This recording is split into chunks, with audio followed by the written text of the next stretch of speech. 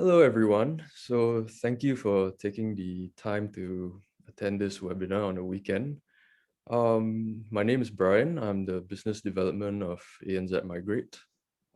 Just do a quick introduction about Anz Migrate and what we do. So let's go.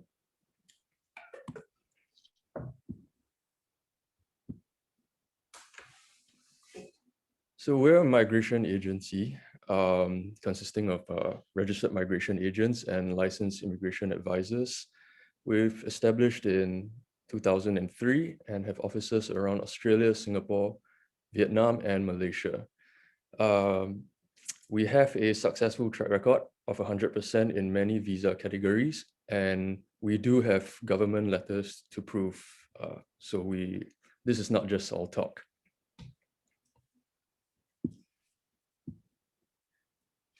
Today's speaker will be James Allen Hall. He's our ANZ Migrate's principal registered migration agent. As you can see from his registration number, his Australian registration migration, the first two digits represents the year that he was registered. So that shows the level of experience he has in this field. And of course, for New Zealand, he had his registration since 2008. So prior to becoming a migration agent, he was a PMP project manager with IBM, specializing in solutions and risk management. So with that, the skills he has attained over the years with IBM, he's been able to carry them over into this industry, helping various clients in the form of strategizing and coming up with alternate pathways. Eventually, the end goal is to help clients attain their permanent residency in their intended destinations. So on top of that, James is also a migration agent trainer. So he teaches CPD to other migration agents and is also a GTI pathway trainer. And recently, he's been also approved as an examiner for the industry entrance exam for other migration agents. So that's a bit of a background of James. I will hand it over to James to kick off this webinar right now.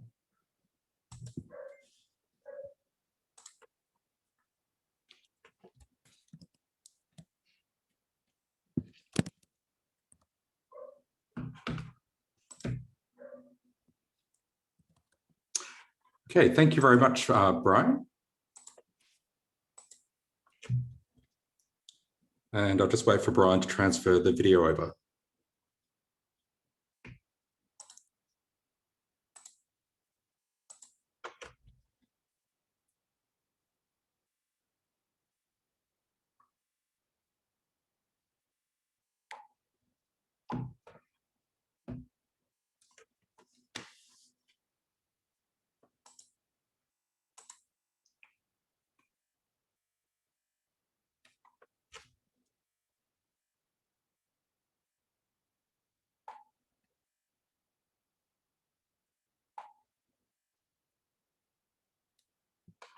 Great.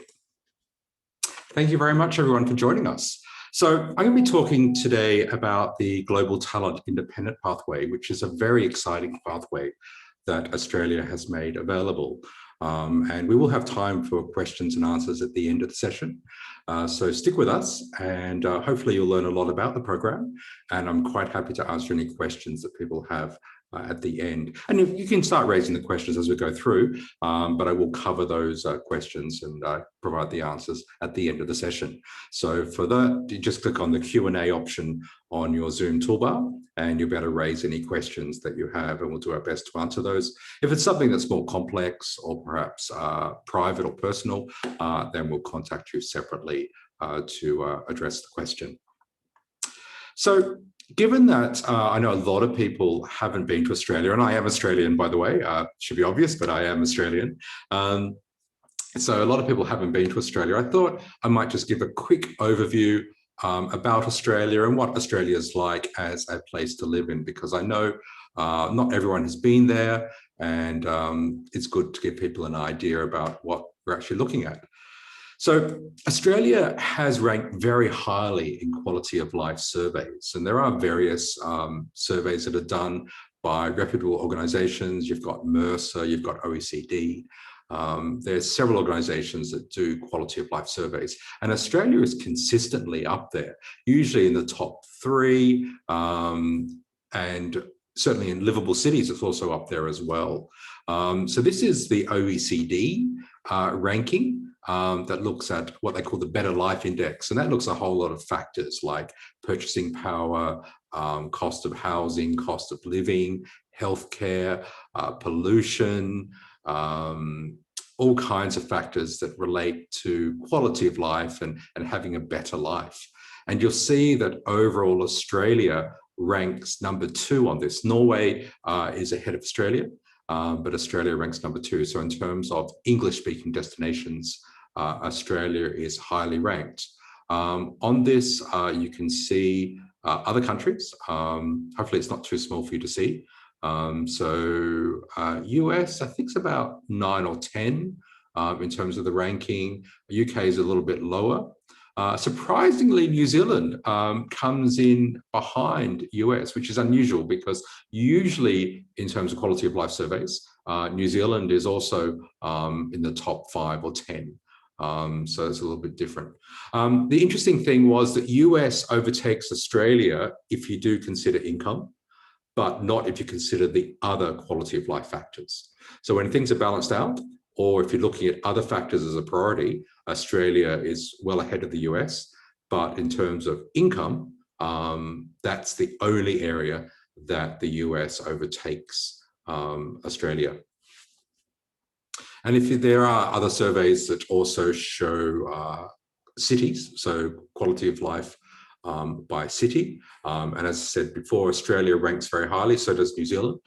And you can see that on this one, we've got Canada, New Zealand, and Australia in the top level. In this one, Sydney comes in at 11, although we've also had both Melbourne and Adelaide as the #1 most livable cities in the world in other rankings. So this does vary a little bit, but the key message here is that Australia is a very good place to live in terms of quality of life when you take into account factors like healthcare, cost of housing, and so on. In terms of climate, Australia is a very, very large country, similar in size to North America. And we do have a wide range of climates. So that's one of the interesting things too, that you can basically choose different cities in Australia that have different climate environments depending on what you like. If you like cooler, more temperate weather, then you can consider places like Melbourne. If you want, and Sydney, I guess, to a degree as well, although Sydney is getting a little bit more subtropical, just a touch. So Melbourne, for example, would have no humidity. Sydney would have a little bit of humidity. Then you've got places like Brisbane, which is subtropical. And then you've got Darwin, which is full tropical. So we actually have different options. To give you an idea of what the temperatures are like, for the tropical regions, you're looking at around 25 Celsius, which is about 77 Fahrenheit. On the lower end during the winter as a maximum, and you're looking around 34 as a maximum Celsius in summer, which is about 95 Fahrenheit. Personally, I like that kind of weather. If you're looking at places that are subtropical, so Brisbane and getting down towards Sydney, you're looking about 22 as a maximum in winter, which is about 71 Fahrenheit. And you're looking about 30 as a maximum in summer, which is about 86 Fahrenheit. So that's actually very, very pleasant. And then the more temperate zones like Melbourne, for example, you're looking at around probably 16 to 18 as your maximum in winter, which is about 64 Fahrenheit. And you're looking at about 27 as an average in summer, which is about 80 Fahrenheit. Now, most of the cities in Australia don't get snow, don't get below freezing for most of the time. The exception being probably Hobart and Canberra. Now, you don't typically get snow there, but you will get below freezing during the winter months. So it is quite cool in those places, but none of the cities typically get snow. If Canberra or Hobart do get it, it's quite an exception. Now, we are going to talk about permanent residency here because the Global Talent Independent Pathway is a permanent residence pathway. And I think it's important for people to understand what's involved in permanent residency, because there are different kinds of visas for Australia. We have temporary visas, and temporary visas are designed for people to come to Australia for a specific purpose, for a specific period, and then generally will leave Australia. And that could be like a temporary work visa, it could be a visitor visa for a holiday, it could be a working holiday visa, and there's quite a few different options there. We then have permanent residence benefits, or permanent residence visas, I should say, which allow the person to stay on and live in Australia indefinitely. And those permanent residence visas give most of the same benefits and rights as someone who has an Australian citizenship. So actually, there's no strong need to obtain citizenship if you've got permanent residence and that meets your requirements. So you're largely treated the same as a citizen in terms of the rights and benefits available to you. And they include Medicare, which is the first point on here. Now, Medicare is the government healthcare system in Australia, and this has often been ranked the #1 healthcare system in the world because it is a government provided and a government funded public healthcare system. And this ensures Australians and Australian permanent residents, of course, get access to medical support that they need. So this subsidises your local doctor visits, your general practitioner visits. In many cases, you won't pay anything for that.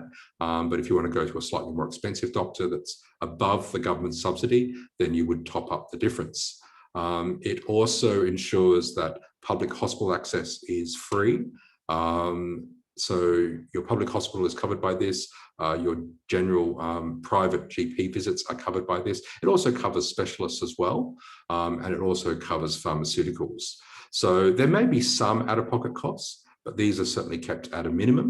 This is not insurance. This is a right that's available to permanent residents. So there's no cap, there's no limit to this, and it's available to all permanent residents and citizens in Australia. So it's a very, very good system. We get free education in public schools at the primary and secondary level. And at university, if you hold a permanent residence visa, you or your children will get Australian rates at university, which is quite significantly cheaper than studying in Australia as an overseas student. If you're studying in Australia as an overseas student, we're typically going to pay around 25 to 30,000 a year for a bachelor degree. If you're studying as a permanent resident in Australia, you would typically pay about 7,000 a year for a typical bachelor degree. So it's quite affordable. And I look in horror when I read about students in the US that, and these are domestic students in the US, that have to get huge loans and huge debts just to go to university. In Australia, the fees are a lot more affordable. And in fact, if your children or yourself become a citizen of Australia, the government will then provide an interest-free loan for that study. So even though the study costs are relatively low, you can actually get an interest-free loan from the government to actually pay for that study. And you only have to pay that loan back to the government once you're earning a high income. So if, for example, you don't work or don't earn a high income in the future, you don't actually have to pay that loan back. So it's quite a fair and equitable system. Australia also has a wide range of social security benefits, and these cover all kinds of incidents. For example, if someone becomes disabled and can't work anymore, there's a pension for the rest of their life. If people have children, there's support payments from the government. We have maternity and paternity leave. We also have things like retirement pensions. So if someone doesn't have sufficient funds to be able to support themselves in retirement, there's an age pension available from the government. So there's a lot of benefits available there. And even myself, just as an experience, my mother had cancer in Australia quite a while ago. And I actually took some time off and went back to Australia because I'm overseas most of the time.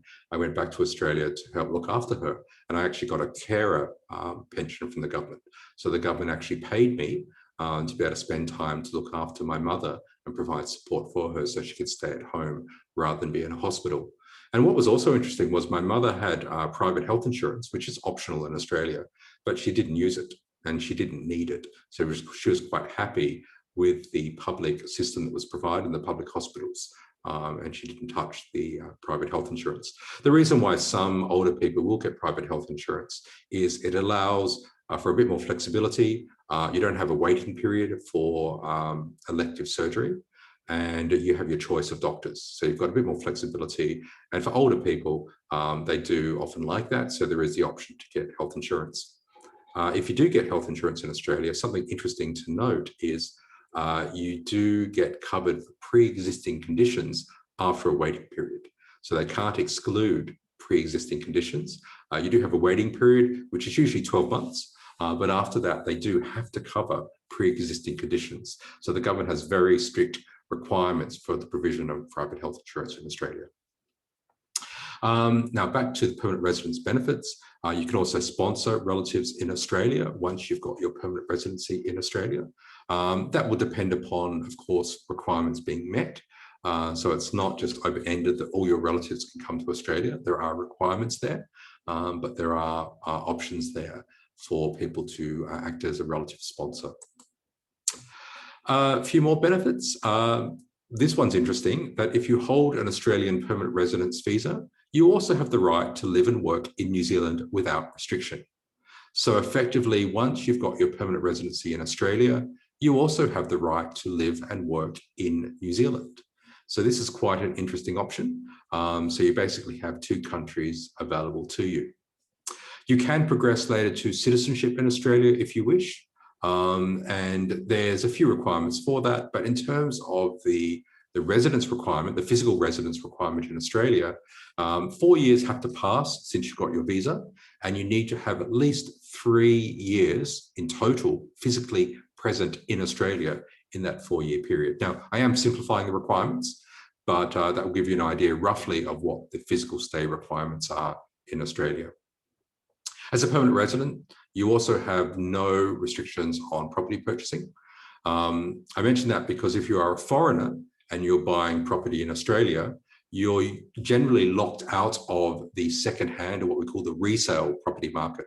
So you can generally only buy new developments and new houses and apartments in Australia. But if you're a permanent resident, the whole property market is open to you and you don't have those restrictions, and you can access the larger property market and buy second-hand resale properties.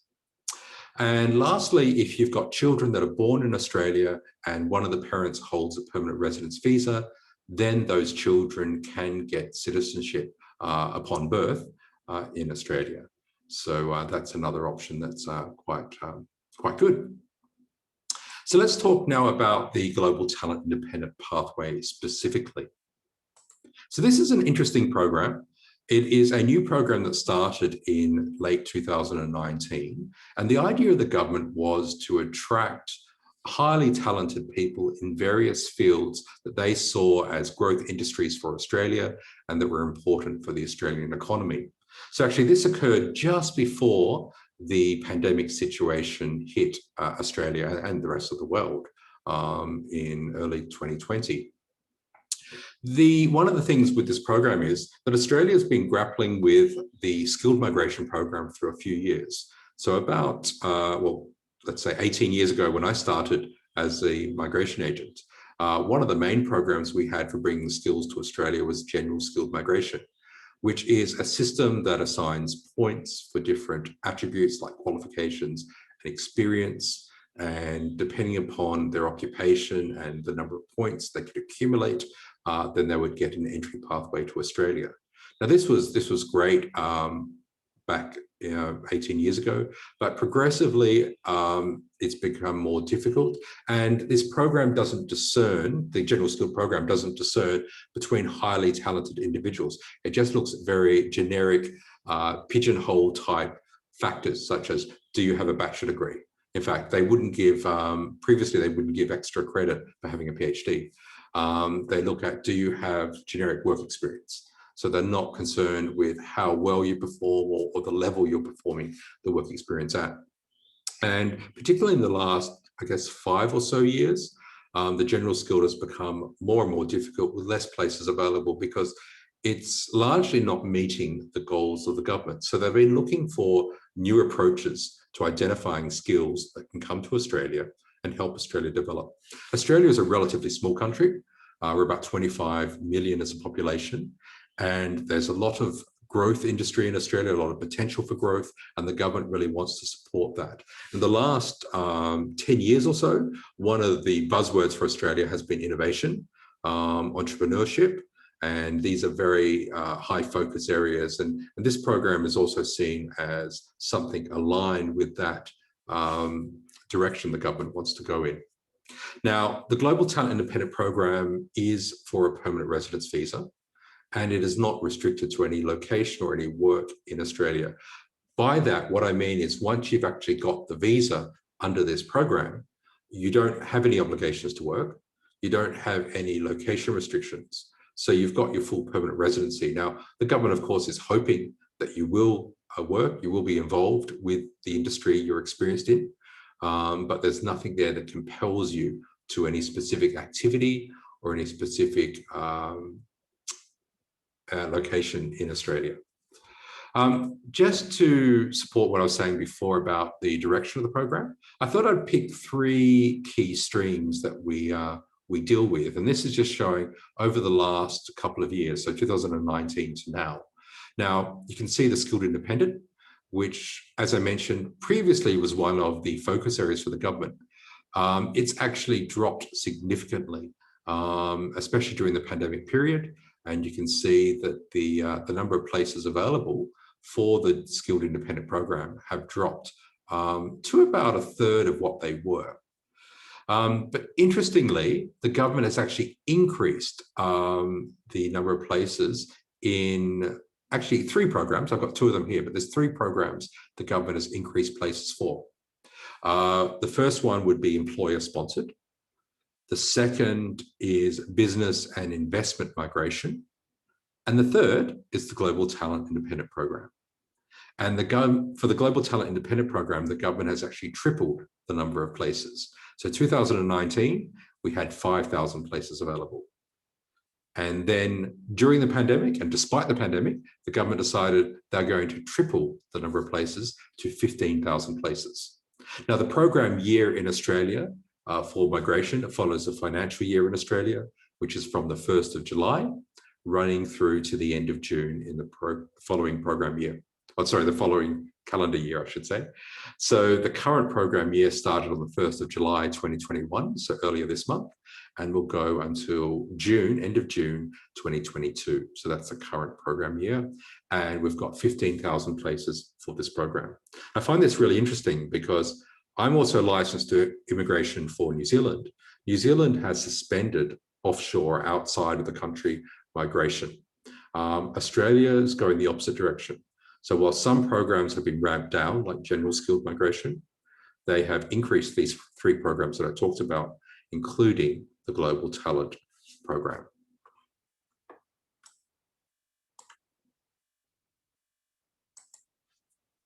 Now, the Global Talent Program is designed around certain growth sectors in Australia, and we now have 10 sectors that are focus areas for this. It was previously 7, and then the government has recently increased, or early this year, increased this to 10 sectors. Now, one thing that's interesting about these sectors is they consider these to be very loosely defined. And in fact, they deliberately don't define these sectors. And the reason for that is they want that flexibility that if someone is even remotely connected to one of these sectors, but is a valuable person in terms of the skills they can bring to Australia, then they're open to considering it. For example, we've got Agri-food and AgTech here, but that can actually cover not just the farming of the food, but everything right through to even getting the food on the table, food preparation, supply chain logistics for moving food around. So the full gamut is covered there. So they want to keep these fairly open, but I will talk about what is typically seen within each of these sectors. We'll talk about that in a moment. But first, let's talk about the key requirements for the global talent pathway. Now, there are a lot of requirements, but these are the key ones that we're concerned with. So the first thing is the applicant needs to have an internationally recognized record of exceptional and outstanding achievement in one of these 10 target sectors. Now, that's quite a mouthful. We are looking for people that are above average. We don't need people that are the Einstein level. We don't need people that have Nobel prizes. You don't need to be that level. I'll give you a few examples of people that we've had that have recently met this requirement. I've got one lady who's been involved with coordinating COVID-19 related drug trials. And she's not someone that has significant awards. She's doing her job, but obviously it's an important role and we're able to get approval on that basis. We've got another person that is in ICT sales. They're in a fairly large, well-known ICT company, and they are responsible for leading sales for this company's products, which are in cloud computing in the Asia Pacific region. And they establish relationships with various other IT companies as customers, and they speak about the products at various events, and we're able to get approval for them. So we don't need people that are at genius level, but we do need people that can demonstrate they have been doing things that are significant, that they are above average in their role, and there are some international recognition aspects to what they're doing. Now, that could be within the company. It is even possible at a stretch to have people that aren't necessarily known internationally, but have a national reputation or have done things at a national level in their country to still be considered internationally recognized if their skills are transferable to other countries. So there's a lot of flexibility here. The best thing, if you're not sure about this, is talk to us and we can actually discuss with you whether or not you're likely to meet these requirements. And just taking a step back, I haven't talked about how we operate and what we do, but one of the things that's very important with what we do, and one of the reasons why we have a very high success rate, is we will discuss in detail with anyone interested in these pathways to understand their situation, advise them on their options, and really pre-qualify them before we start the process. We're not just going to blindly sign someone up to actually go ahead and do this process without discussing with them first, understanding their position, and giving them a very realistic assessment of their chances for this. As Brian mentioned, I was a project manager. I was a PMP certified project manager before I moved into the migration industry, and risk management is core to what I do. So I don't take risks with client cases. I make sure that we have a good chance, and if there are risks, and sometimes there are, I'll make sure the clients understand what risks there are and make sure they are aware of them before they actually start the program. The person needs to be intending to maintain their prominence in the sector. That's another requirement. So that doesn't necessarily mean you're doing the same thing you have been doing.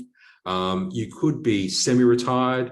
You could be then moving into writing books, speaking on talk circuits. You could be doing judging, mentoring, teaching, lecturing in your particular field. But we do require for this visa that there is an intention to maintain prominence. Now, as I said before, there's no condition on the visa to enforce any of this. But at the time we apply for the visa, your plans must be to maintain involvement and prominence in your sector. You've got to have the potential to be an asset to the Australian community. So that's generally not too difficult. The main concern there is things that are not relevant to Australia or perhaps would involve controversy. Then they could be problematic for meeting this criteria. There's a requirement, this is point 4, that the person is not likely to face difficulty in finding employment or establishing themselves independently, so starting their own venture or activities in Australia. There must be the potential to earn at least $158,000 $2,500 Australian dollars annually in Australia. Now, this is an interesting one. We don't require the person is earning the money at that level now, but we want to show there is the potential to earn that in Australia. Now, we don't have a specific time frame for this in terms of when they must, or they are expected to be able to earn this in Australia. We do have a few ways of showing this. If we're looking at people in universities, then if they are at the associate professor level, or they've got a capability to get to the associate professor level in the near future, then we can show that they're able to meet this, because the salary bands for academic positions in Australia are publicly published. And the associate professor level, which is the one above a senior lecturer, is the level that they can start earning at this range or this point. For other occupations, even if they're not earning that overseas, but if we can show that comparable roles or roles that would be eligible to apply for in Australia are being advertised with this salary, then we can meet it that way. There's a few different ways we can address this.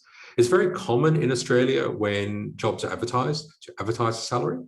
So you can actually do a bit of research yourself and look at some of the job websites in Australia and see the salaries that are being offered for those positions, and see what positions a person qualified for.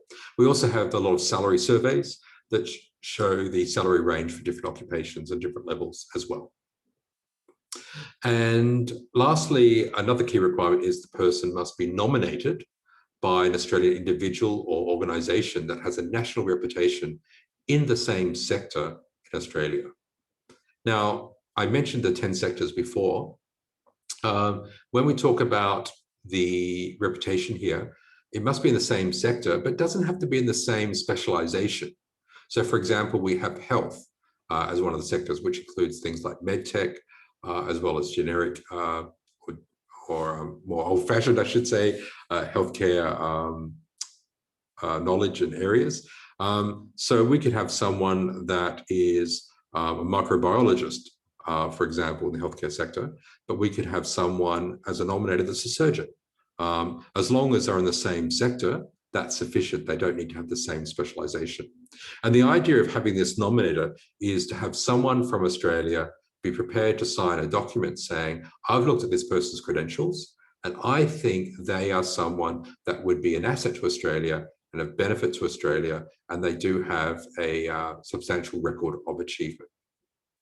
Now, lastly, most of this would be generally, in most cases, evidenced through the person's career and what they've been doing, but it is possible to have people that are recent PhD graduates, and that's within the last 3 years, so completing the PhD within the last 3 years, or preparing to submit their final thesis within the next 6 months. They can actually apply for this on the basis of their PhD research. And when we're doing this, a lot of the criteria is considered addressed by that PhD.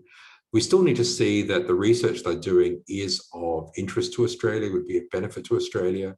But there is that possibility, and we do have a few candidates using the PhD pathway.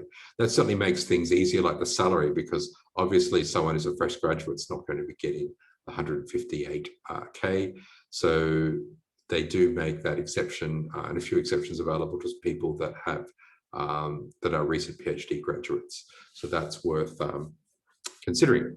Now, there are a few questions that have come up. I might just, if some of these questions are relevant to what I've just talked about, I might answer them now before we move on. So one of them is age, and that's a good question, which is age a bar for the GTI program? Now, it's not. Now, and the reason why this comes up is many of the programs for Australia, particularly those around skills or employment, are generally capped at 45. So once you hit 45, most of these programs are not available to you. With the Global Talent Independent Program, there is no age limit. That said, the requirements do change slightly once you hit 55. So anyone who's 55 or older, they can still do this, but there is a requirement to show additional benefit they can bring to Australia. So although for the key requirements here, we require exceptional achievement for the history of achievement, there's an added requirement when they are 55 plus that they need to also bring exceptional benefit to Australia. So not just be a benefit to Australia, but have exceptional benefit they can bring to Australia. So that's quite a good question. And then another question that came up is, do I need a sponsor from the employer for consideration of the GTI program? And the answer is no. We need a nominator. The nominator does not need to be connected to you in any way. They could be, they'd have to be from the same company. So there's no requirement to have any kind of employer sponsorship or recognition for this pathway.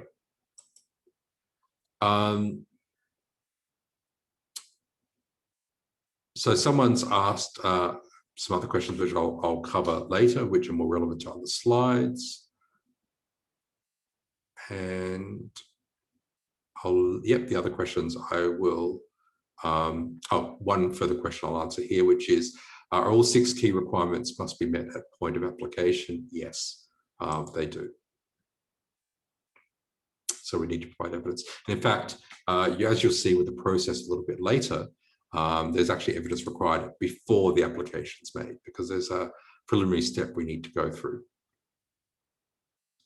And one more question I'll answer, which is, what is exceptional benefit? And this relates to the age. So that's a good question.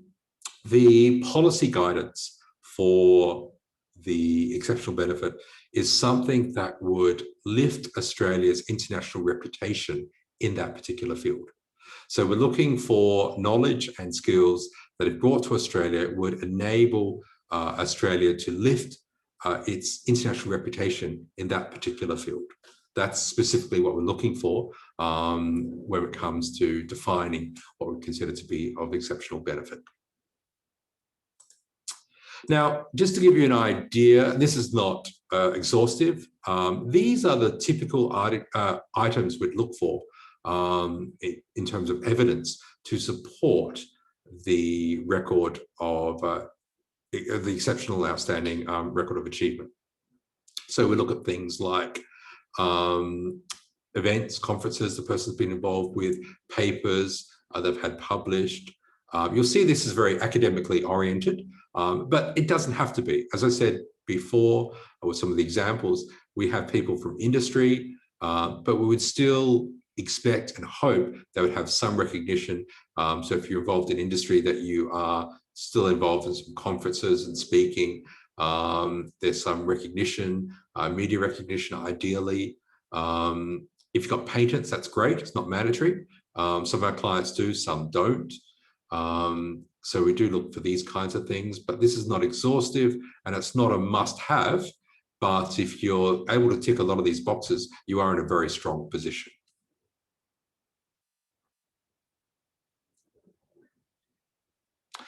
Someone else, actually, I'll answer that question in a moment, actually on the next slide, which there was a question that came up, is there a limitation in terms of Australian citizens doing nominations? So is there a limit to how many nominations they can do? And the answer is no.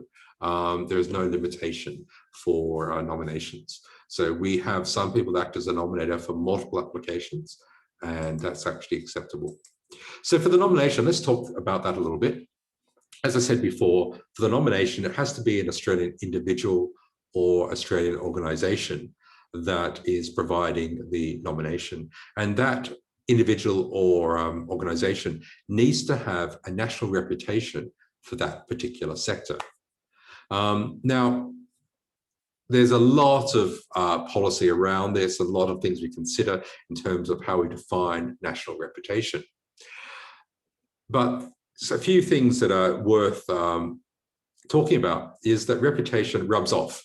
And what I mean by that is, it's possible for someone who may not individually have a national reputation, but through their employment, through the organisation they work for, they do have a national reputation. There's two examples I've got here on the screen. That if you're the nominator is a lecturer at a university, and that university has a good reputation for the particular sector and doing research in that sector, then they can be considered to have a national reputation through their role. And also similarly with an ICT professional working in a large ICT company, it's possible for that person to also be considered to have a national reputation through their role and through their employer. Now, that's distinct from an organization also being a nominator.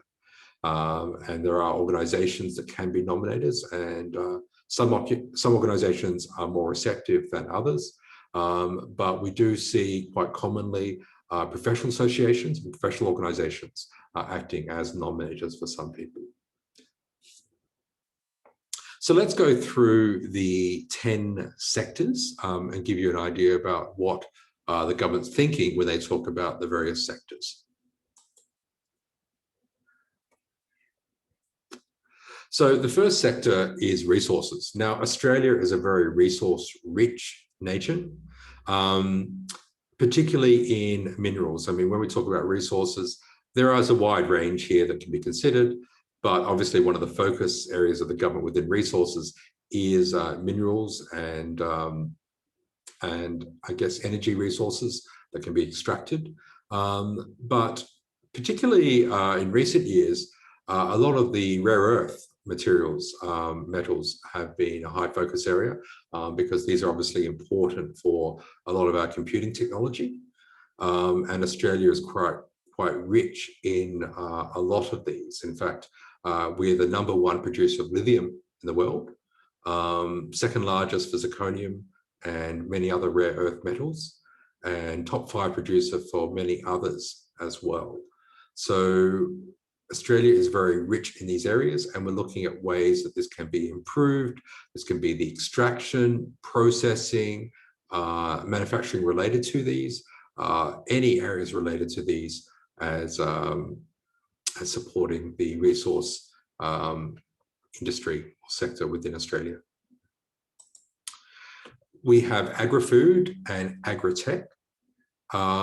So this is relating to food production, food growing, and supporting that. Australia has a lot of primary industry that they're seeking to develop. And in fact, Australia has an oversupply of food production and food resources to the extent that 70% of our food production is now exported overseas. And agri-food exports rose to 48 billion in a recent financial year in Australia, so very, very significant. Now, the government is putting a lot of investment in this area, and they are putting 100 billion aside to support increased production. The goal is to double the current production by 2030. And they've got 100 billion earmarked to support this. And this will be things like water infrastructure, improving water infrastructure, improving soil quality, managing pests and weeds, protection of biosecurity. You know, if you've ever watched Border Patrol and these, or Border Security, I can't remember now the name, but we've got a TV show where it's a reality show where they show the customs at Australian airports. And usually it's them cracking down on some old lady from China that's bringing all these fruits and veggies in. And these are taken very seriously because there's a lot of diseases, a lot of pests that Australia doesn't have. And Australia is very, very strict about border controls and customs to prevent infestations of these into Australia and affecting the food production in Australia. So biosecurity is very, very big. Technology and ideas to protect against, or maybe not protect against, but prepare for drought situations. A lot of Australia is arid, so droughts are a concern. So things, technologies, ideas around preparing and mitigating, I guess, the impact of droughts is very, very important. And also anything that can help with exporting or diversifying markets, international markets, would also be relevant as well to this. Now, this is not an exhaustive list. Let's give you some idea about what the government's thinking about when they look at agri-food and agri-tech. Energy is another sector. Australia being resource rich, we do have a lot of options and advantages for energy. I mean, these come from both traditional sources, coal and gas, But Australia is also looking at things like hydrogen hubs and hydrogen storage and using that as an alternative. We also are very lucky to have strong renewable sources. So wind farms, solar, Australia is very strong in these. And it's actually ranked 6th worldwide in terms of attractiveness for renewable energy when you look at different countries around the world. So currently, or at least in 2020, when the last major survey was done, 26% of energy in Australia came from renewable sources. And this is increasing every year. We also have health. And obviously medtech is quite a big focus area here, but it also includes traditional health things. So for example, I mentioned before about one client that's involved in drug trials, and we're able to get approval on that basis. One of the reasons why her case was successful was, although what she was doing was part of her normal job, the impact and the benefit of what she was doing was quite significant, and that was a major factor that was considered in assessing her case. Now, when we are looking at things like drug trials, it's worth noting that Australia is very attractive as a destination for these kinds of things. If you're looking at the cost of drug trials, Australia is actually 28% cheaper than the US to actually run drug trials. And in fact, if you consider tax factors, Australia comes out as 60% cheaper than the US to do drug trials, so quite significant. And Australia is also ranked very highly in terms of things like IP protection. So for intellectual property, Australia is ranked about 5th in the world now in terms of IP protection. So Australia takes that very seriously. And that's obviously very important when companies are investing large amounts of funds in development of ideas.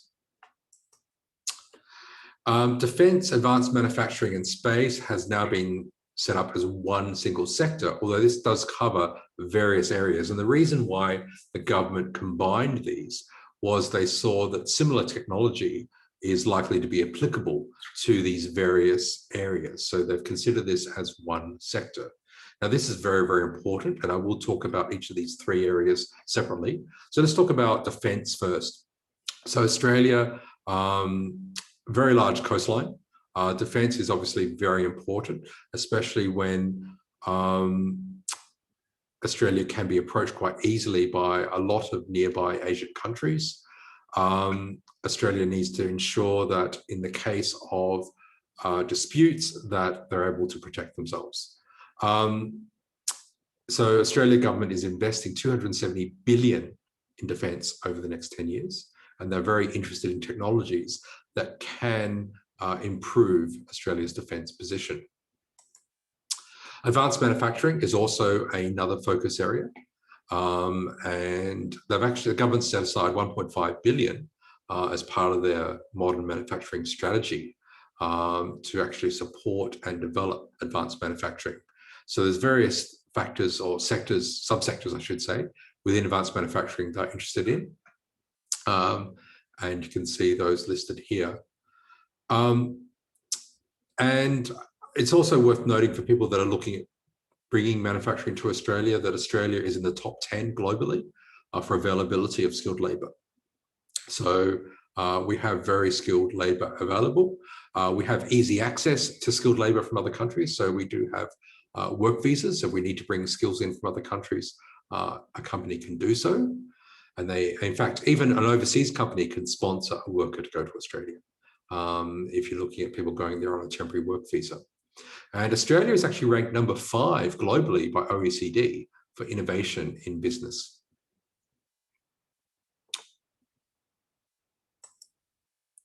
And space. Australia's got a significant geographical advantage in terms of space exploration, just by its geographic location, being in the Southern Hemisphere.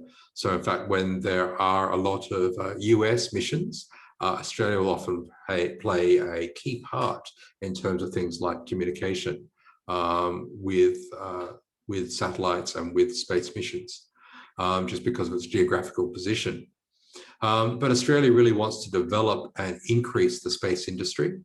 And the government is looking to triple the space industry to 12 billion. It's currently 4 billion in terms of investment in this area, and creating at least 20,000 jobs by 2030. That's the goal of the government currently for this.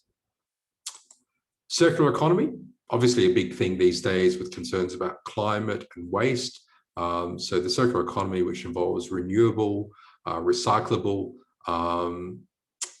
materials and production, is a very strong focus area of the government. And in fact, Australia is going to be the first country in the world to ban the export of unprocessed glass, plastic, tires, paper, cardboard. So it's actually going to ban the export of these products in an unprocessed state. The government is putting $1 billion into waste recycling industries, and they're looking at halving food waste in Australia by 2030.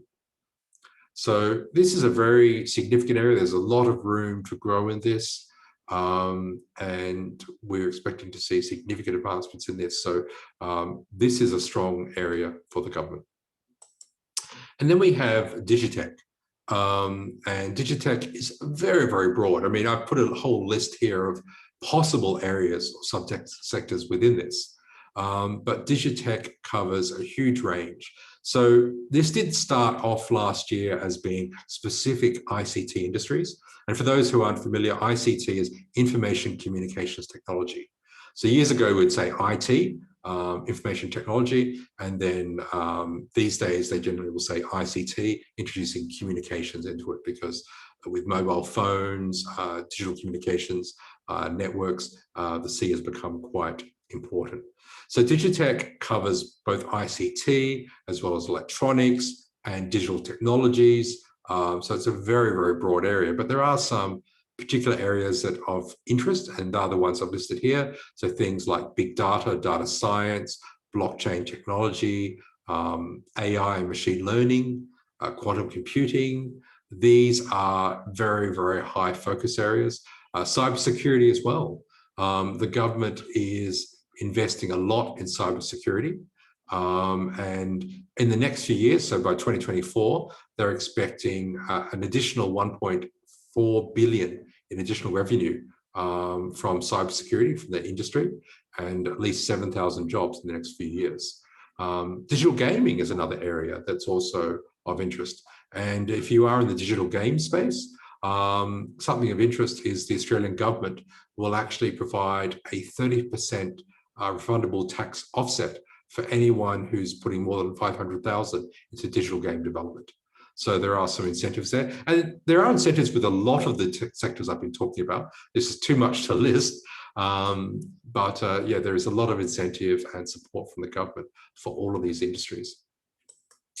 Infrastructure and tourism is also a strong growth area and strong industry for Australia. And I think tourism is the second largest market in Australia. I think our mineral exports are first, education is third, and tourism is second. So major industry. I mean, people would know about the classic tourist destination spots. You've got the Sydney Harbour Bridge, Ayers Rock, Uluru. You've got your wineries in South Australia, Perth and Margaret River. So there's a lot of the Great Barrier Reef. There's a lot of very famous tourism destinations in Australia. And it's a huge industry.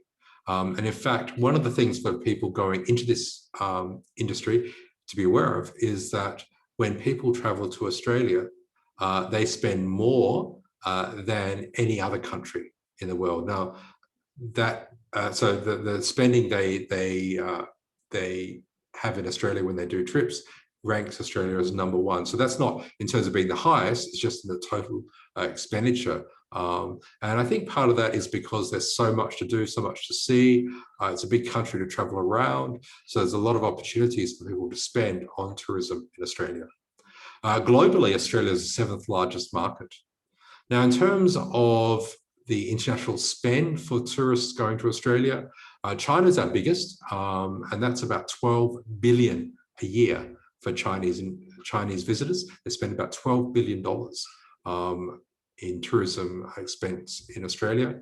Other countries like the US is 4 billion for the US. They spend. So US visitors spend 4 billion a year in Australia. UK is about 3 billion. And some of the other countries like New Zealand, Japan, and so on are typically around 2 billion. So quite significant tourism expense, and the government wants to focus on tourism as a key industry, given how important it is for Australia. Now, related to that is infrastructure, and this is deliberately not defined to keep it very open. The thinking here is that obviously to have a strong tourism industry, we need to have good infrastructure as a backbone behind that. So that includes things like your road, transport infrastructure, telecommunications, transport, all kinds of things. So anything that could be related to infrastructure can be related to this sector. So that can include things as broad as architects, construction workers, all kinds of things can be part of this infrastructure, telecommunications, phone systems, all kinds of things. We have financial services and FinTech. Obviously, there are things like cryptocurrency as part of that, blockchain, digital wallets. But one area that a lot of people don't think about is RegTech. So tech related to regulatory side of financial affairs is a growing area. And Australia is quite significant. Obviously, we're not at the same level as, let's say, the US in terms of our financial position, but we're not far behind. I mean, things like managed funds. Australia ranks 5th largest in the world for the pool of managed funds in Australia. For things like pensions, we rank 4th largest in the world for the pool of pension funds. One interesting thing with Australia is for our pension funds, so the system's called superannuation. It's an employer contributed pension fund for employees. You can actually choose where your money is invested.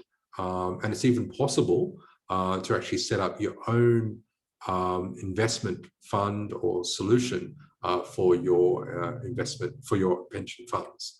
You can do your own self-managed fund for that. So a lot of options there. And education is the last sector, and certainly not the last in importance. Education is the 3rd largest market for Australia, the 3rd largest export. As I said, first was your minerals, second is tourism, and education is 3rd. But it's not just the 3rd largest within Australia. Australia's international education market is 3rd largest in the world. We have a huge number of overseas students coming to Australia to study. And in fact, we have around 10% of the world's international students going to Australia. And there's a lot of opportunities here. EduTech is a very big thing that's growing, particularly since the pandemic started. I mean, obviously there's a move towards digitization to online learning, and there's a lot of opportunities there that can be explored, and the government wants to support that. Something that's interesting with the EduTech space, and I put this on the screen, is that although it's quite a significant market at 2.2 billion, 50% of companies in this space are still early stage startups. So although the market is growing and it's a large market, there's still it's still a very young developing market. It's not a mature market yet. So there's a lot of opportunities there to go to Australia and do activities within the EduTech space. Okay, so the other sectors, let's talk about the actual process involved with the Global Talent Independent Visa. It's basically a 3-step process. Now, the first step is getting the nomination.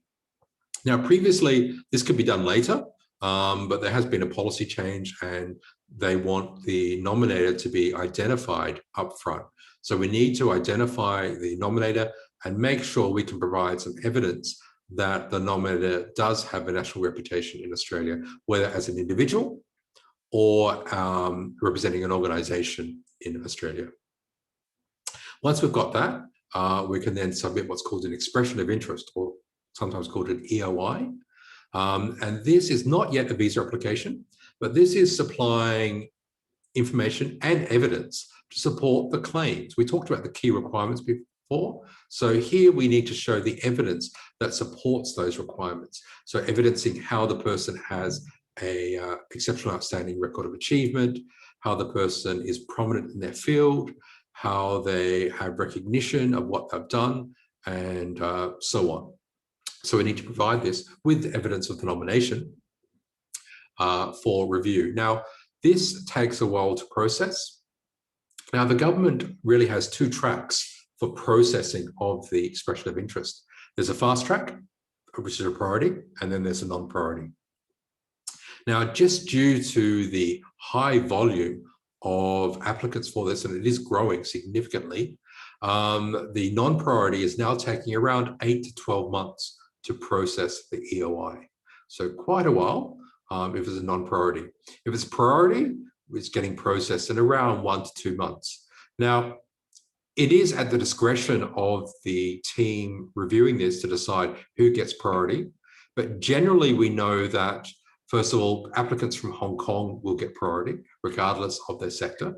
And that's just a bit of show of support, essentially, from the Australian government for the current difficult situation that people are in Hong Kong.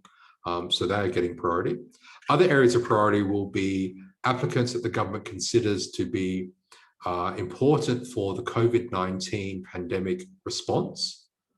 So things like health, medtech that are relevant to the COVID-19 response, and also people that are relevant to the economic recovery from the impact of the pandemic situation. So things like highly skilled ICT professionals, they will generally get priority, especially if they can demonstrate they're currently on a high salary, then they're likely to get priority processing. But other areas, and instead it's at the discretion of the processing team to decide who they will actually give priority to. So if you're getting priority, about 1 to 2 months, non-priority, you're looking about 8 to 12 months. We do also have a bit of flexibility here because we work closely with the team that processes and manages these. And if there is someone that's got a unique situation where we think we can justify that they should get priority, we can actually discuss that with the processing team and ask for their consideration to give priority to that applicant. Once that's done and successful, we'll actually get an invitation that invites us to go ahead and make a visa application. Now, there is a period of 12 months that's given for the validity of that invitation. So the visa application has to be made within 12 months. But once a visa application is made, the processing time is very, very fast. And typically we'll see applications granted within 1 to 3 months of the application being made.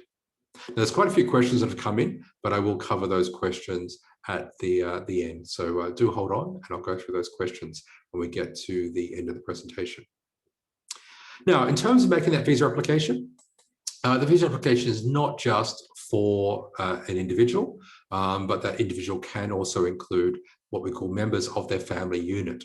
So these will be things like their spouse, and Australia is very liberal in terms of definition of spouse or partner. So it can be someone that you live with that you're not married to, but you are living together in an ongoing relationship. It's even possible in extreme situations to have a partner where you're not married and you're not living together, but you are in a relationship and can prove that. That is also possible to do. It's a bit more tricky, but we are able to do that. And children can be included. And where the children are adults, they can be included up to 22 years of age, so under 23, provided they're still dependent upon the main applicant or their spouse. This can include stepchildren as well, but they have to be, when they're 18 plus, so 18 to 22, they have to be dependent. Now that means they are single and they're not financially independent. So generally not working full time, usually studying, but they don't have to be, but they are financially dependent upon the applicant or their spouse. Also for the visa application, there are character requirements which relate to things like police criminal history checks. Australia is fairly liberal when it comes to this. So you're not ruled out if you do have a criminal history. We're concerned with substantial criminal history. And generally the rule for this is any incident where you were sentenced to 12 months or more imprisonment is going to be a concern. So if you did something small and you got a rap on the knuckles, and even if you went to jail for 6 months, that's generally not going to be an issue for this, but do discuss it with me and I can let you know whether or not this is a concern. Health conditions, also a degree of flexibility there. Remember that I said before that as a permanent resident in Australia, you do get public health care. So the government takes into account the cost or the likely cost of future health conditions, current or future health conditions, I should say, in terms of determining whether or not you're likely to be a burden to the healthcare system. Now, there's a degree of flexibility here. We get clients through that have diabetes, hepatitis B. I've had clients who've had cancer before that have got through this. What we're concerned is whether or not the costs are likely to be excessively high. So someone, for example, that has hepatitis B and has the virus actively damaging their liver, that's going to be a concern. Or someone that's got cancer that's not in remission, that's likely to be a concern because the healthcare costs are going to be quite expensive. And it's not the healthcare costs of the individual, it's the healthcare costs of the government we're concerned about here. There is an option, and this is not common with skill-based visas, but there is an option with this particular program to consider the offset of the benefits the person can bring to Australia against the expected medical costs. So for example, I guess, well, he's not around anymore, but someone like Stephen Hawking, I expect that his healthcare costs are going to be, would have been quite significant, but they would consider the benefits he can bring to offset that. They would consider that as part of his visa consideration. So again, the important thing to get across here is talk to me about any concerns that you have, be upfront and open about these, because there will be medical checks required as part of the visa process. And I'll be able to give you an open and fair, honest assessment of your likely chances. If you're not likely to be successful, I'm going to tell you so upfront. So don't be concerned about that. In terms of where the program has been going and the numbers coming through and the breakdown, I've got a few slides here that are quite interesting. So we can see here that DigiTech is the most popular sector, and around a third of the program is currently covered by the DigiTech sector. And then you can see the other sectors here as well. And the smallest one combines the education, infrastructure, tourism. They're included in the other, so they're quite small by comparison. So you can see this, and health is the second largest as well. In terms of qualifications, this is interesting because it's showing the qualifications that applicants have. Now, I put this up here because although there are quite a few people that have PhDs, there are people that get through that have lower qualifications. We have people that have no qualifications. We have people that just have a diploma or bachelor degree. So there's a reasonable number that just have a bachelor degree. So this is important because you can get through based upon your professional career, regardless of your qualification. So I don't want people thinking you must have a PhD to do this. You don't. And provided you can show that you've got those achievements through your career, through the activities you've been doing, that can be sufficient to meet the requirements for this. Now, in terms of the countries, it's quite interesting. The largest country at the moment, source country, is actually Iran. That's the largest source country for this. Now, unlike US, Australia doesn't have, what's the term now? I can't think of the term now. I used to work with IBM, and I know that when I was back with IBM, we couldn't deal with certain countries because there were embargoes against the country. Embargo is not the word I'm trying to think of, but there are some countries like the US will have sanctions where they can't deal with certain countries. Australia doesn't have that. So, we can take in applicants from Iran or Iraq or North Korea. They can certainly apply to Australia. And Australia also doesn't have any quotas by country. That's also important to note as well. So when we have our planning levels, the number of places available, these are global. We don't segregate these by country. So Iran's actually the highest source country at this time. We've actually done quite a few applicants from Iran that typically have PhDs. And I believe that's why they're ranking quite highly there, particularly in the sciences and engineering. Next up would be India, then Bangladesh, surprisingly. We're getting a lot of applicants from Bangladesh, China, and then we've got UK and the US. So these are the major source countries for this program. So that's an overview of the Global Talent Program. As I said, I will cover some questions on this shortly. I'll just quickly go through some of the alternative options because not everyone will be eligible for these pathways, but give you an idea about some of the other options that are available. This is not an exhaustive list. There are many pathways, but I just want to show a few of the key ones that may be of interest. So we do have business migration for people that have a history of owning and managing a business. The key requirements to note here are that you need to demonstrate a historical turnover for at least 2 recent financial years where the equivalent, the turnover in equivalent Australian dollars has been 750K. It was previously 500K. The government recently increased this to 750K. We do have an entrepreneur pathway. This is relatively new. It started in 2016. The government is reworking this at the moment and redefining the criteria. Prior to July this year, one of the key requirements for this involved securing 200,000 in funding, which is usually through a venture capital fund. That requirement's been abolished. So now it's just about the idea and possibilities of the idea. For an entrepreneur visa, they don't need to have specific funding arranged. So that's going to be quite interesting. This program is still being redeveloped, so it hasn't relaunched just yet, but should be in the near future. But you are required to have an innovative idea for commercializing or developing a product or service or starting a startup in Australia. But innovative is the key word here. There are investment migration pathways that involve a minimum of 2.5 million or investing up to 5 million in commercial funds in Australia. This is really interesting because countries like the US have your EB5, which only requires 500,000 to invest.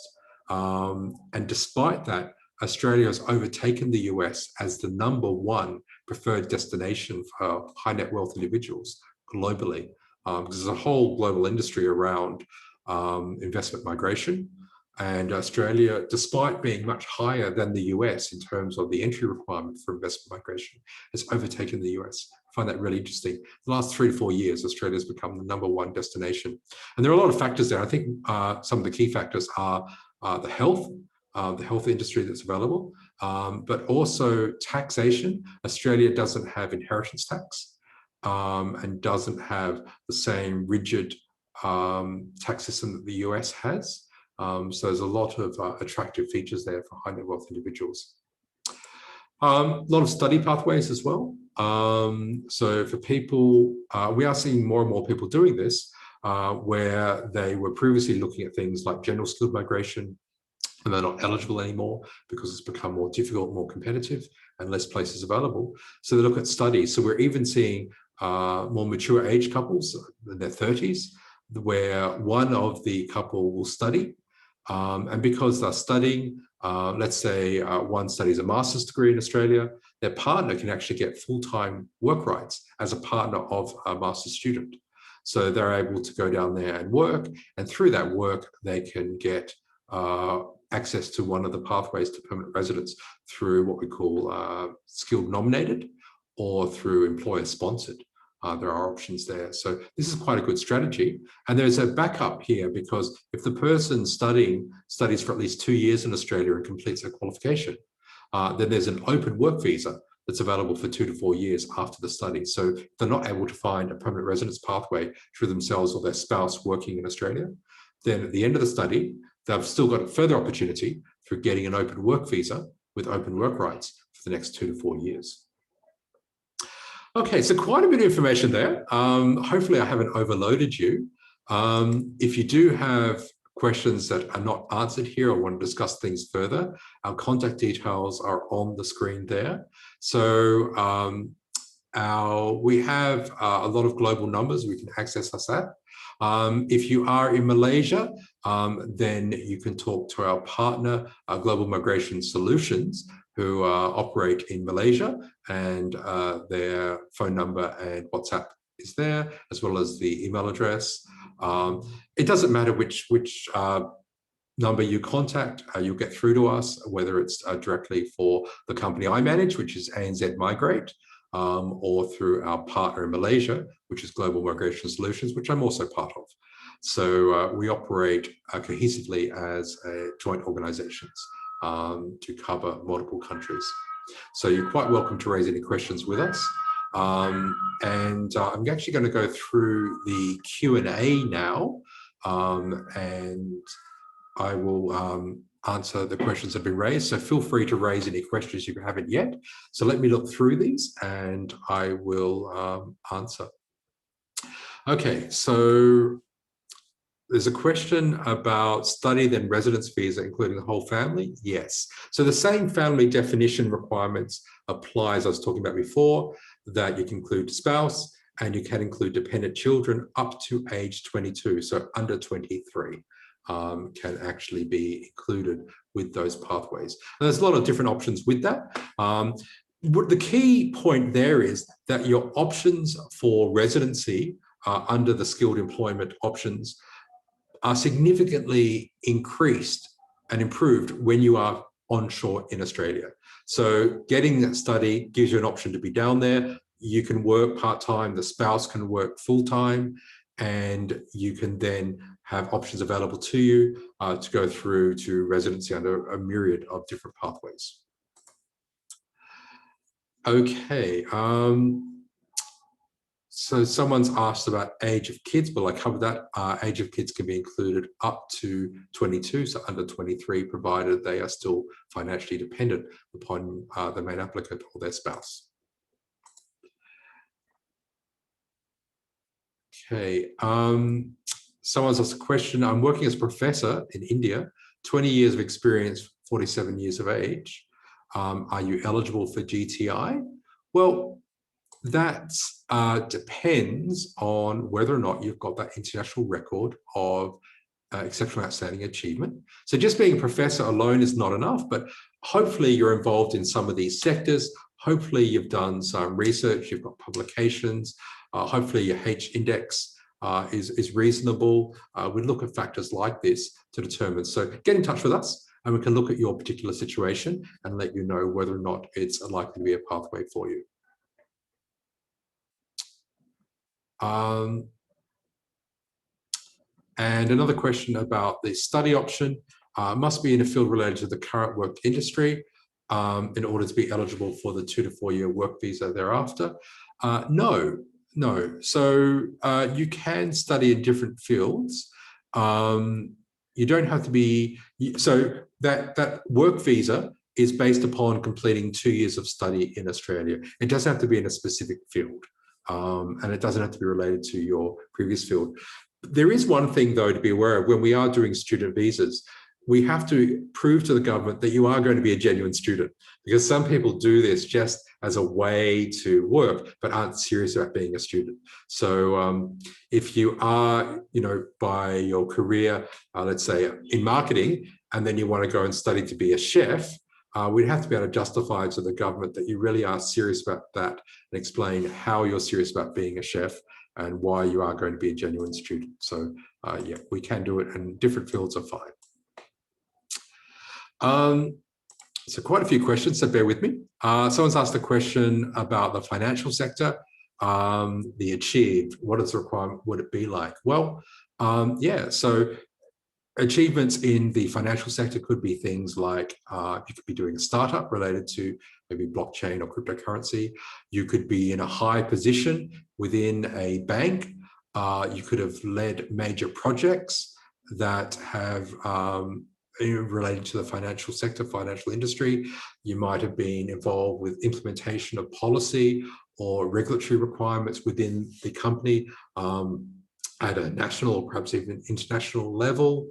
You could be consulting to government on advice on implementation of policy, regulation. So these are just some of the ideas and some of the things that you could consider under that, but it's not an exhaustive list. So many questions, so just bear with me. Someone's asked, do we help find nominators? Yes, we do. And that can take a while sometimes though, depending upon your situation. But yes, we can. And we can also help you, if you've got contacts, we can help evaluate those people that you know to see whether or not they could also be a nominator. Okay, someone's asked, a nominator allowed to be a nominator one time? I'm not sure what the question is, but yeah, a nominator does have to do it multiple times. You only can have one nominator for your application. So it's very important that the nominator is going to be approved in the visa application, because although we have to provide details of the nominator earlier, there's no review of the nomination.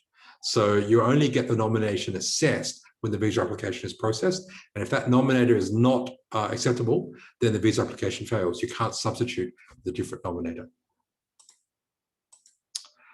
Someone's asked about e-commerce. Yes, that would be fine.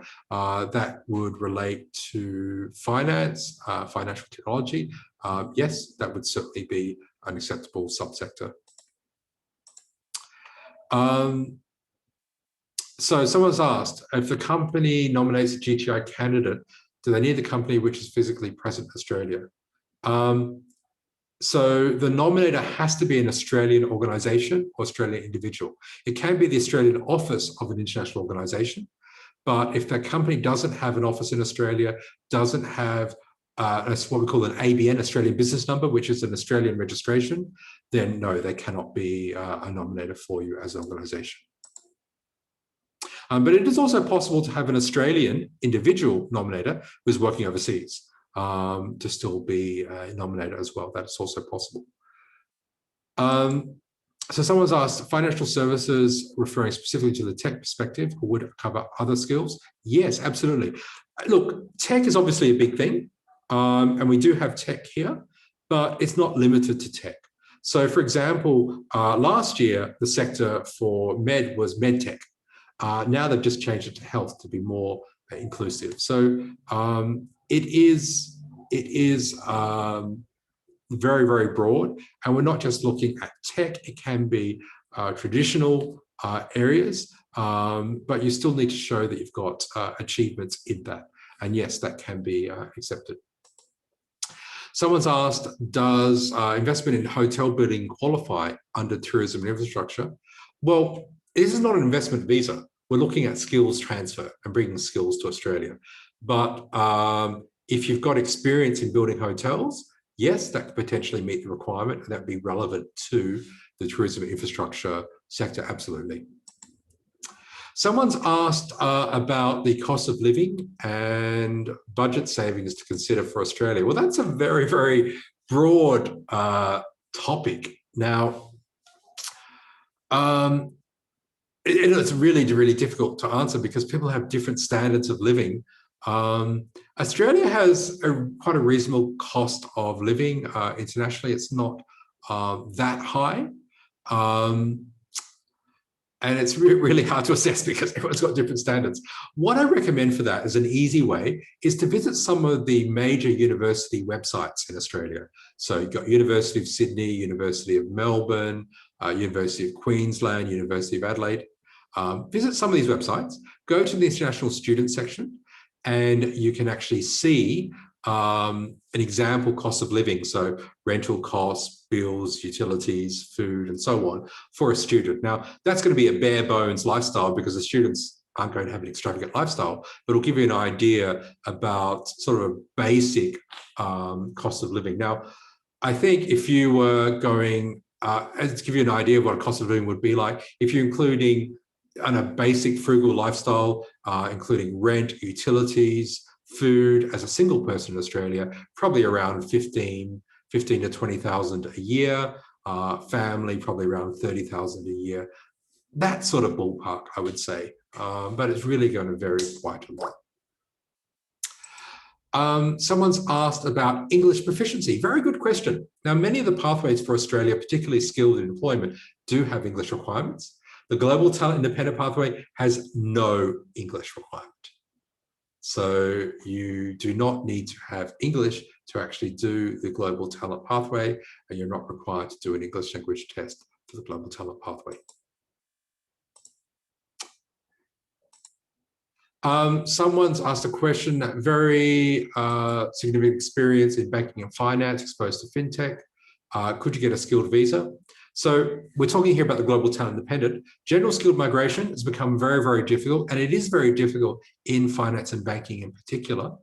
So without seeing your particular individual skills and information, I can't assess you, but it is quite difficult in these areas. But contact us, provide your CV, some information on your background, and we can certainly let you know if there's likely to be opportunities there.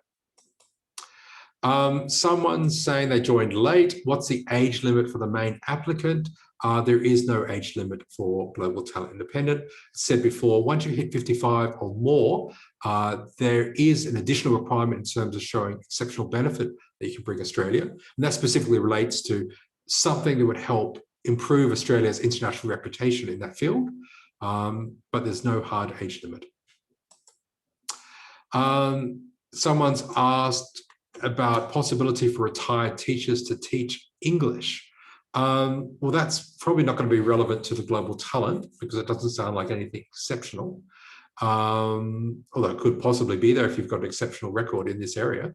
But if you're retired, probably not going to be eligible for the skilled employment pathways because they are capped, most of them at 45.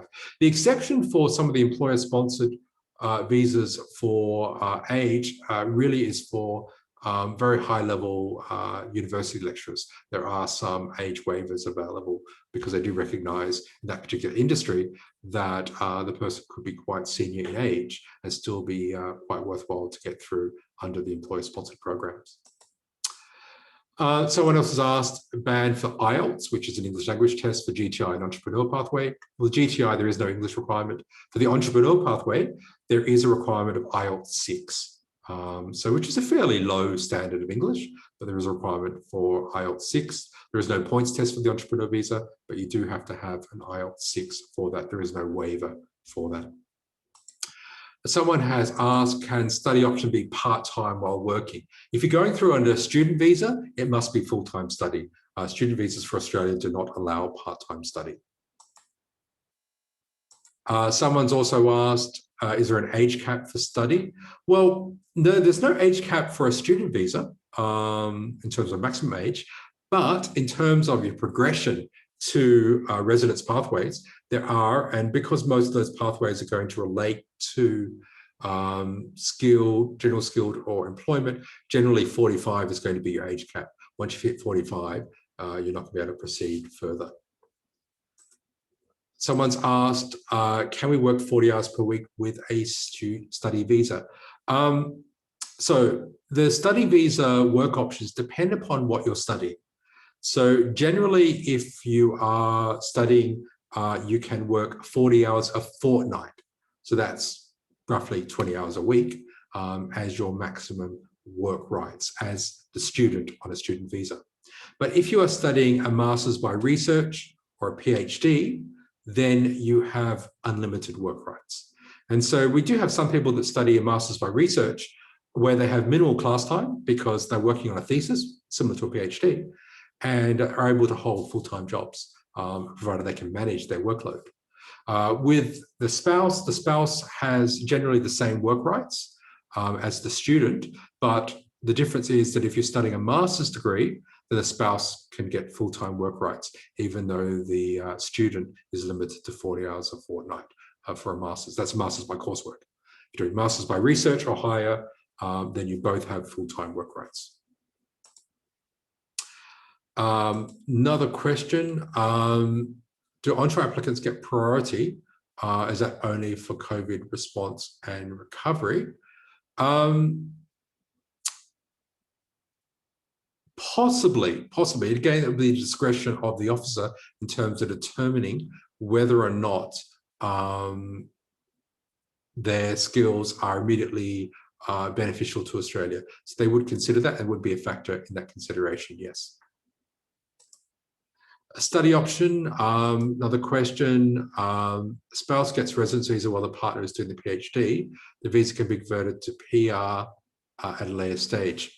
So resident visa is, well, a permanent residence visa. So if you are studying and your spouse is working and let's say their employer agrees to sponsor them for a permanent residence visa, then that visa is available for the whole family.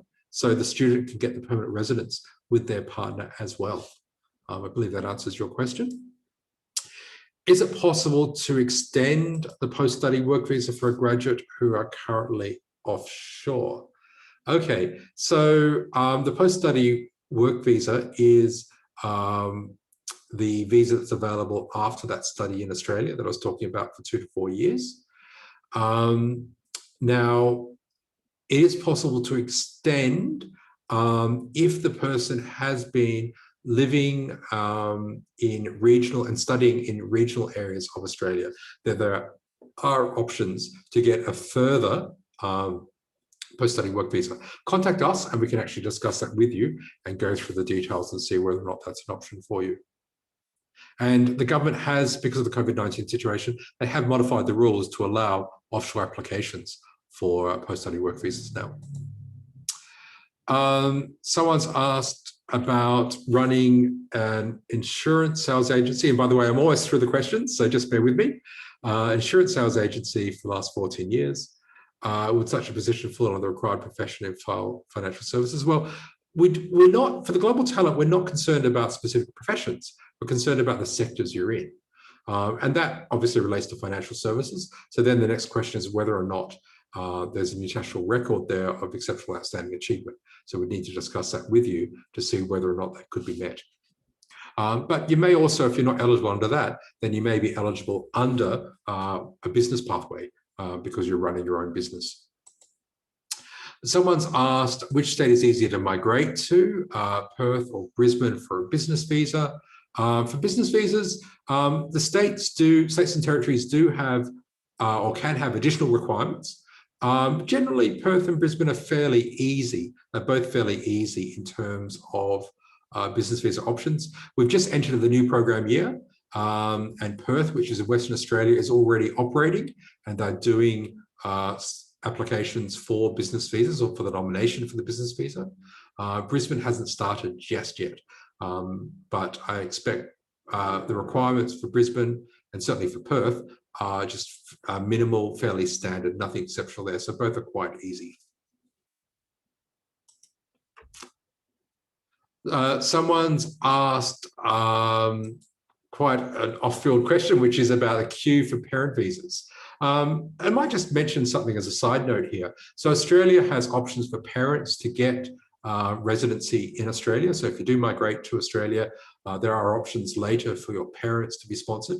There are a few catches there. And basically, because there's been such a huge volume of applications to Australia for parents, there's quite a queue build up for these. And it's a very, very long queue. And so one of the things the government has done is they've also introduced a priority queue where the person pays a much higher fee, unfortunately, to get the parent visa, and then they get faster processing. Still a few years for that, but there are options there. And if you've got elderly parents, and this is generally around 66 years or older, they can actually remain in Australia during the processing of the parent visa. So the actual queue dates at the moment, I don't know to answer your question. I'd have to check. But processing time for the non-contributory, so the lower fee parent visa, is around 30 years, 30 years currently. As I said, if you've got elderly parents, they can remain in Australia during the processing. And for the contributory parent visa, where you pay a higher fee, it's around 6 years currently. And again, if they are elderly, they can remain in Australia during the processing of that. So someone else has asked a question back to Global Talent. Senior lecturer, not yet a reader, but almost there, can be considered into this program. Yeah, so we've got a couple of senior lecturers that are doing this. And what we want to show there is, because the main concern is going to be the salary, provided all the other requirements are met, because we have to show they are capable of earning the salary in Australia. So we would ideally want reference letters from other people in the industry, in academia, saying that this person is likely to, or is ideally currently meets or will soon meet the requirements to be an associate professor. That can help show that they've got the capability to earn that 158K salary in Australia.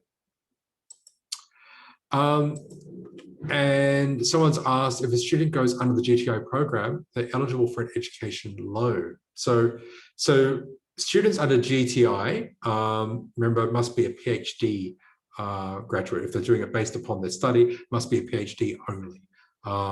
If they're going as a professional, but they want to study later in Australia, yes, they can do that. And because the Global Talent Visa is a permanent residence visa in Australia, you get Australian rates for university. But the education loan I talked about is only for citizens.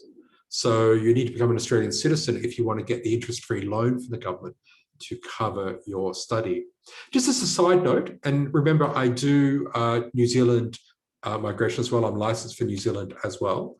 New Zealand has no fee for international PhD students. So if you want to study a PhD in New Zealand, it's actually free to study a PhD. The government pays for it. But of course, it is competitive to enter to study a PhD in New Zealand, but it's an interesting option. Someone's asked, after being granted a GTI, what if I can't come to Australia right away? And that's a good question. So I mentioned before that permanent residence visa allows you to remain in Australia indefinitely. But separate to that is your right to travel in and out of the country and go through the borders. That has a time limit to it, and it's initially 5 years. So if you get a PR granted today, your right to be able to travel through immigration in Australia has a 5-year window. But when you're in Australia, you can stay there as long as you like. But your travel rights are limited initially to 5 years. So you could move to Australia anytime within that 5-year window. Now, if you can't move or enter Australia within that 5-year window, can you still maintain those travel rights to enter Australia? Yes, provided you show that you've got substantial connections and ties to Australia. So for example, if you're working overseas for an Australian organisation, or you're doing something overseas that directly benefits Australia, then it's potential to keep that entry right to Australia going, even though you are living overseas. But the short answer is plan to move within 5 years, ideally, and you're not going to have an issue. So even if you enter just before your 5 years is up, that's going to be okay, because you can then establish yourself in Australia and you get a renewal based upon showing that you're making Australia your new home. And last question, for the financial sector, have we successfully helped any individuals under the GTI, and can we share some examples? Yeah, so we are currently helping some people, and we've got people in FinTech, and we've got people in traditional banking that have done major projects within the banking industry. So we are helping people in that space. And talk to us, let us know details of your situation, and we can see whether or not you're likely to be a suitable candidate for this. So quite a few questions there, some very, very good questions. In fact, I can see I've answered 48 questions. So thank you for bearing with me. Contact details are on the screen. Reach out to us. There's no, no cost, no obligation to talking to us. So reach out, talk to us. We can let you know whether or not you're likely to be eligible for this pathway, or if you're eligible for any other options for Australia. Another side note, there's a few side notes I've had, but another side note is we are also able to arrange study. We can't at the moment, you can't enter Australia or New Zealand for study purposes at this time due to the border restrictions. But we are able to place students in all of the major institutions, universities in Australia and New Zealand. So do contact us. One of the reasons why it's better to do that through us is that we can make sure that you are doing something that's aligned for residency in the future versus just doing something on your own that may not be properly aligned to give you the best opportunities for residency down the track. So we can do the whole picture and develop that plan for you from study through to residence. So feel free to reach out to us. You can even enroll in study now, it's just you can't go down to Australia or New Zealand to actually start that study yet until the border restrictions are lifted. Thank you very much for joining us today, and contact details are on the screen. We look forward to talking to you very soon and wish everyone a great weekend ahead. Take care, stay safe, and I look forward to seeing you in Australia in the future. Bye-bye.